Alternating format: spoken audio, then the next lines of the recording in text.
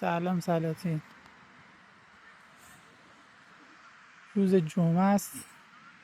بعد قهوه گرفتم اومدم لب ساحل بشینم فکر کنم یه ذره به برنامه ریزی و کلی داستان. بعد اومدم سمت اینور که الان نشونتون میدم. اینجا میانکاله است، منطقه حفاظت شده میانکاله که خب خیلی انواع مختلف حیوانات توشه. شما فقط اینجا رو ببین، آشغالا رو، فقط آشغالا رو ببین.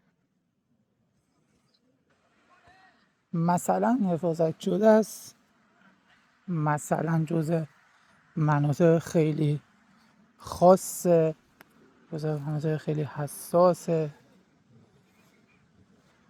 نظر حالا گونه‌های جانوری و اینا. سرطان ها چیه؟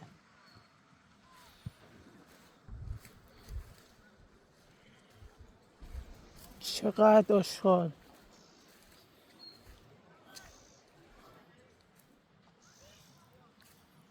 داده اینجا جای خوبشه مثلا. واقعا نمیدونم چرا مثلا بردن اینا چه داستانی داشت. واقعا آدم میمونه چی بگه. یعنی ظلمیه که ما داریم در حق خودمون اول میکنیم و بعد طبیعت. آدما، مردم میان تو طبیعت که آرامش بگیرن،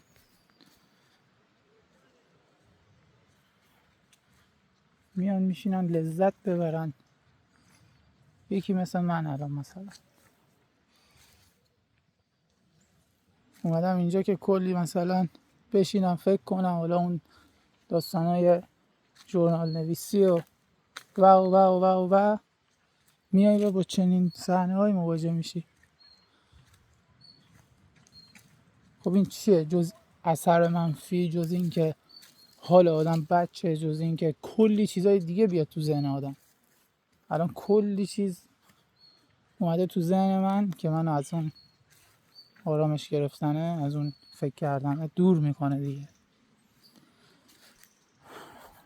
امیدوارم که